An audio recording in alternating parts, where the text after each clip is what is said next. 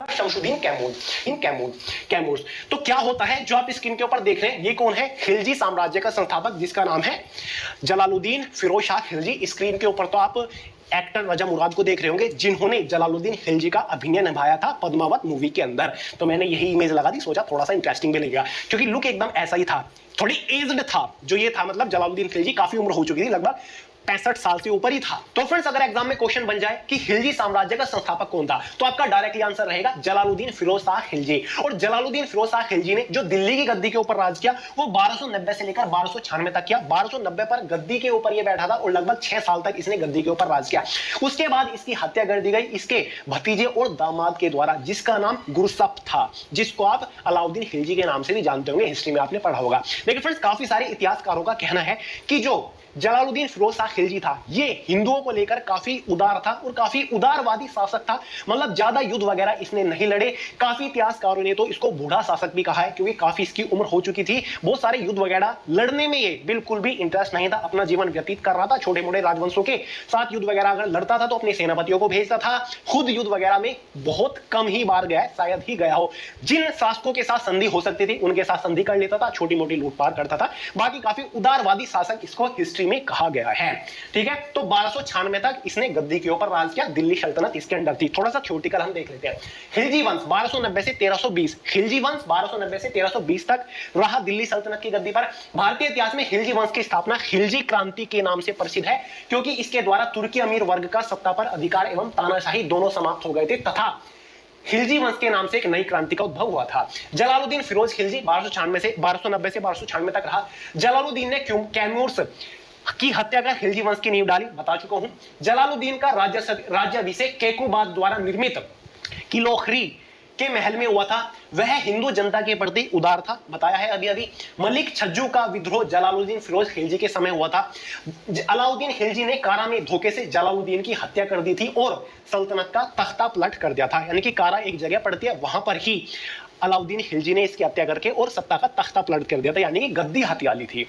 और यह कहा जाता है जो जलालुद्दीन फिरोज शाह खिलजी, जिसके बारे में मैंने आपको अभी बताया, मंगोलों को भी इसी ने एक तरीके से भारत का रास्ता दिखाया, क्योंकि मंगोलों ने जब मुस्लिम धर्म अपना लिया था तो इसने मंगोलों को भारत में आने की छूट दे दी थी कि हाँ तुम भारत में आ सकते हो, क्योंकि उन्होंने मुस्लिम धर्म अपना लिया था। तो मंगोलों की नजर भारत के ऊपर यहां से एक तरीके से पड़ गई थी। तो अब बात करेंगे अलाउद्दीन खिलजी के बारे में, जो कि आप स्क्रीन पर देख रहे हैं। ये है रणवीर सिंह वैसे तो, लेकिन कैरेक्टर ऑब्वियसली प्ले कर रहे हैं अलाउद्दीन खिलजी का पद्मावती मूवी से। क्लियर है, पद्मावती मूवी जो थी। अलाउद्दीन खिलजी 1296 से लेकर 1316 तक दिल्ली सल्तनत के ऊपर इसने राज किया। कैसे इसने तख्ता पलट किया? इसने कारा में ये था, देवगिरी लूट के ही आया था, एक जगह पड़ती थी, देवगिरी के जो शासक थे उनको मारा, उनको हराया, वहां का धन वगैरह लूट के सीधा कारा पहुंच गया, दिल्ली ये नहीं गया। फिर धोखे से इसने चाल चल के जो जलालुद्दीन खिलजी था उसको कारा बुलवाया, क्योंकि जो जलालुद्दीन खिलजी था उसको शक हो गया कि अलाउद्दीन खिलजी क्यों नहीं आया है यहाँ पर, तो वो कारा में ही आ गया। अब कारा जाते टाइम दिल्ली से एक जगह पड़ती थी, एक नदी पड़ती थी, ठीक है। पूरी सेना जो थी, जो संरक्षक थे जलालुद्दीन खिलजी के, वो पीछे ही रह गए। केवल 2 संरक्षक नदी को पार करके कारा पहुंचे अलाउद्दीन खिलजी के पास, जहां पर वो धन लूट के लेकर आया था। तो केवल 2 थे, बाकी सेना जलालुद्दीन के साथ नहीं थी। वहीं पर धोखे से इसने अलाउद्दीन खिलजी ने जलालुद्दीन खिलजी की हत्या कर दी थी चाकू घोंपकर अपने सेनापति के, मतलब उसका जो साथी था उसके साथ मिलकर। और जो अलाउद्दीन खिलजी आप स्क्रीन पर देख रहे हैं, ये जलालुद्दीन खिलजी का भतीजा भी था और साथ ही उसका दामाद भी था। ऐसा क्यों? जो जलालुद्दीन खिलजी की बेटी थी उससे अलाउद्दीन खिलजी ने विवाह कर लिया था, इसलिए भतीजा और दामाद दोनों ही ये जलालुद्दीन खिलजी का था। क्लियर है।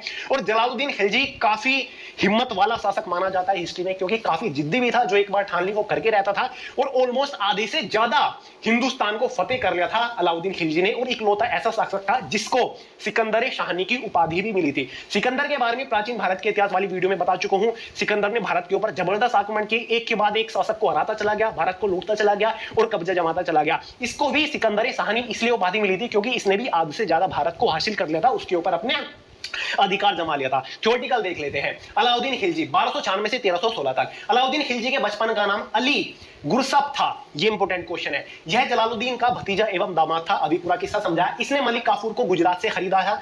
ये आज के जो आप देख रहे हैं, यह है मलिक काफूर। इसका एक बहुत ही मतलब भरोसेमंद गुलाम भी था, एक बहुत ही भरोसेमंद सेना भी थी।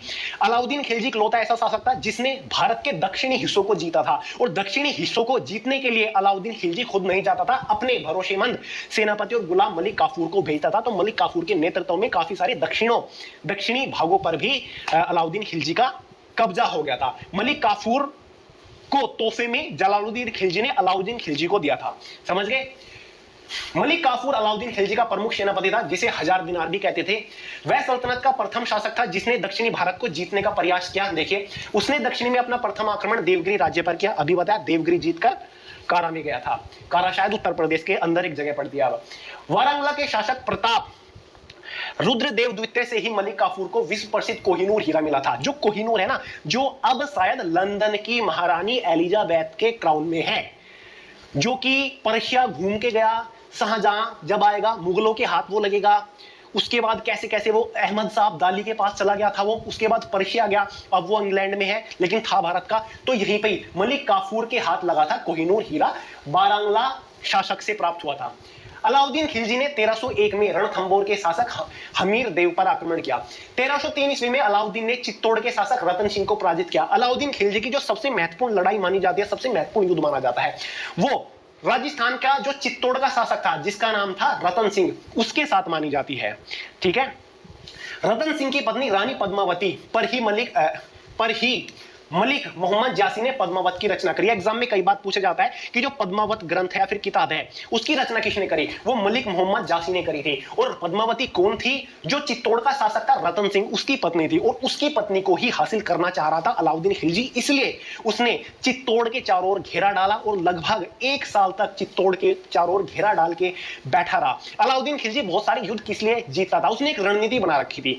वो जब भी किसी शासक को हराना चाहता था, जब भी किसी शासक के ऊपर अटैक करना चाहता था, सबसे पहले उसके राज्य के चारों ओर घेरा डाल लेता था, ताकि जो राज्य में अनाज वगैरह आता है, आना जाना जो भी होता था, उसके सारे रास्ते रोक सके। अपनी पूरी ताकत दिखाता था, ताकि उसकी ताकत देखकर जो दूसरे शासक है उनकी हिम्मत टूट जाए और खुद ही वो सरेंडर कर दे। तो ये इसकी एक रणनीति होती थी कि सारे रास्ते काट दो, फिर सामने वाला खुद ही आत्मसमर्पण कर देगा। तो ये इसकी एक रणनीति थी। ऐसे ही वो चित्तौड़ के किले के सामने बैठा रहा अपनी पूरी सेना को लेकर। यह कहा जाता है कि अलाउद्दीन के पास लगभग 1.25 लाख के आसपास सैनिकों की विशाल सेना थी।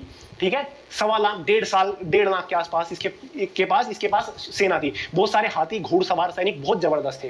चित्तौड़ का नाम परिवर्तन कर अपने पुत्र खिजर खां के नाम पर खिजराबाद रख दिया। जैसे इसने चित्तौड़ जीता, रतन सिंह की मृत्यु करी, उसने चित्तौड़ का नाम बदल दिया। चित्तौड़ का नाम अपने बेटे के नाम पर रख दिया जिसका नाम था खिजर खां।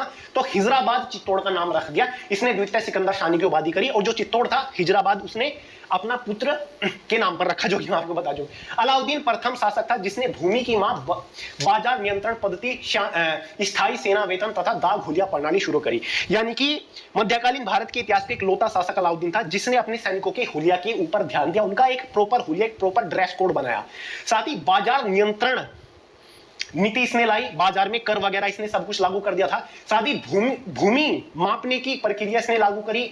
ठीक है? और सेना को एक प्रॉपर वेतन देना शुरू करा, सेना को इसने सैलरी देनी शुरू करी। अलाउद्दीन ने खम्स, लूट का माल में राज्य का हिस्सा 4/5 तथा सैनिकों का हिस्सा 1/5 निर्धारित किया, जो पूर्व में क्रमशः 1.5 और 1/5 था। इसने आर्थिक मामलों से संबंधित, ये तो ब्लू ओशन डायमंड का नेकलेस है, इसमें लगे हर एक मुस्तराज 2 नए विभाग की स्थापना करी, यानी कि 2 डिफरेंट विभागों की स्थापना करी। मलिक काफूर के बारे में बता चुका हूं। अलाउद्दीन खिलजी का एक गुलाम था, एक प्रमुख सेनापति था। अलाउद्दीन खिलजी के टाइम पर, ये आप देख सकते हैं, इसने यहां तक राज कर लिया था भारत के ऊपर। शुरुआत दिल्ली से करी और फैलते दक्षिण में पहुंच चुका था, क्योंकि दक्षिण में मलिक काफूर के नेतृत्व में काफी सारे युद्ध लड़े थे अलाउद्दीन खिलजी ने। अलाउद्दीन खिलजी के बाद गद्दी पर बैठता है मुबारक शाह खिलजी। 1316 में गद्दी पर बैठता है, 1320 तक ये राज करता है, और ज्यादा टाइम तक राज नहीं कर पाता, क्योंकि ये एक योग्य शासक नहीं, एक अय्याश किस्म का शासक इसको कहा जाता था। इसके बारे में यह कहा जाता है कि इस्लाम खतरे में है, एक लाइन कही गई थी इसी के बारे में, क्योंकि शासन में इसका बिल्कुल भी ध्यान नहीं था मुबारक शाह का। मुबारक शाह के बारे में, मुबारक शाह खिलजी के बारे में एक चीज और कही जाती है, लायक बाप का नालायक बेटा। मुबारक शाह जो था वो अलाउद्दीन खिलजी का ही बेटा था, और अलाउद्दीन खिलजी के बारे में बता चुका हूं कितने भयंकर युद्ध उसने लड़े। एक जिद्दी, मतलब एक जो ठान लिया वो करने वाला शासक था, आधे से ज्यादा भारत के ऊपर राज कर लिया। लेकिन उसका बेटा कैसा निकला? बिल्कुल अय्याश किस्म का, और बिल्कुल भी शासन चलाने में ध्यान उसका नहीं था। अब मुबारक शाह का एक वजीर था जिसका नाम था खुसरो खान ने ही ये लाइन कही थी कि इस्लाम खतरे में है, क्योंकि उस टाइम पर गद्दी पर ये बैठा था। खुसरो खान को बिल्कुल भी पसंद मुबारक शाह नहीं था, हालांकि वो उसका वजीर था। एक दिन मौका देख के खुसरो खान ने मुबारक शाह की हत्या कर दी। ठीक है, खुसरो खान का भी एक वजीर था, सेनापति था एक तरीके से, जिसने खुसरो खान मतलब गयासुद्दीन खिलजी की हत्या कर दी और गद्दी हत्या ली। उसका नाम था गाजी मलिक, और तुगलक वंश की स्थापना कर दी। मतलब यहाँ पे खिलजी वंश का खाता बंद होता है और तुगलक वंश की स्थापना हो जाती है, जो कि गाजी मलिक कर देता है तुगलक वंश। मैं आपको इसके शासक के बारे में बताऊंगा। अब काफी सारे लोगों ने एक बार मुझसे पूछा था कि भैया जो अलाउद्दीन खिलजी था उसकी मृत्यु कैसे हुई थी। देखिए, कुछ हिस्ट्री के सोर्सेज तो ये कहते हैं कि अलाउद्दीन खिलजी की मृत्यु का सबसे बड़ा कारण बताया जाता है कि उसको एक गंभीर बीमारी हो गई थी। ठीक है, गंभीर बीमारी हो गई थी और उसकी जो देखभाल कर रहा था वो मलिक काफूर कर रहा था, और बीमारी इतनी गंभीर थी, ना तो मृत्यु आ रही थी अलाउद्दीन खिलजी को और ना ही ठीक हो रहा था। इसलिए अपने गुलाम मलिक काफूर को इसने जहर देने के लिए बोला कि मुझे जहर दे दो, तुम आगे शासन वगैरह चलाना। लेकिन कुछ सोर्सेज हिस्ट्री के ये कहते हैं कि इसको गंभीर बीमारी थी और मलिक काफूर ने मौका देकर इसकी हत्या करी, जहर वगैरह देकर, ये भी कहा जाता है। और कुछ सोर्सेज कहते हैं कि खुद ही गंभीर बीमारी के कारण अलाउद्दीन खिलजी की मृत्यु हो गई। तो ये डिफरेंट फैक्ट्स हैं हिस्ट्री के अंदर, अलग अलग सोर्सेज के अकॉर्डिंग पता चलता है। क्लियर है? तो भाई हम बात कर रहे थे यहाँ पर तुगलक वंश की स्थापना हो जाती है, उससे पहले मुबारक शाह खिलजी के बारे में थोड़ा सा जान लेते हैं। 1316 से लेकर 1320 तक आपको पहले बताया ये एक लायक शासक नहीं था, लायक बाप का नालायक पुत्र इसको कहा गया है। मुबारक शाह ने स्वयं को खलीफा घोषित कर दिया था, बद्दिबात भी इसको कहा गया है, पागल भी इसको हिस्ट्री में कहा गया है। वह कभी कभी दरबार में नग्न अवस्था में आ जाता था, मतलब बिना कपड़े पहने ही कभी कभी दरबार में आ जाता था। खुसरो शाह ने पैगंबर के सेनापति की उपाधि धारण की। खुसरो शाह के समय उसके विद्रोहियों ने नारा दिया इस्लाम खतरे में है। मुबारक शाह खिलजी की हत्या उसके मंत्री खुसरो शाह ने करी। मैंने आपको जैसे कि अभी बताया कि उसका एक वजीर था खुसरो खान, जो कि गयासुद्दीन खिलजी के नाम से गद्दी पर बैठा। ये खिलजी वंश के सभी शासक है। जलालुद्दीन खिलजी फाउंडर था, अलाउद्दीन खिलजी जो कि उसका भतीजा और दामाद गद्दी पर बैठा। शिहाबुद्दीन उमर खिलजी एक बैठा था थोड़े टाइम के लिए। उसके बाद कुतुबुद्दीन मुबारक शाह जिसके बारे में मैंने आपको बताया कि एक अय्याज टाइप का राजा था, जो कि अलाउद्दीन खिलजी का बेटा था। उसका पूरा नाम कुतुबुद्दीन मुबारक शाह था। कुतुबुद्दीन मुबारक शाह की हत्या किसने करी? खुसरो खान ने करी थी, जो कि गद्दी पर बैठा था गयासुद्दीन खिलजी के नाम से। गयासुद्दीन खिलजी की हत्या अभी मैंने आपको बताया था किसने कर दी थी, यहाँ पर गाजी मलिक ने कर दी थी। ठीक है, जिसने तुगलक वंश की स्थापना करी। तो चलिए तुगलक वंश के ऊपर बढ़ते हैं। तो यहाँ पर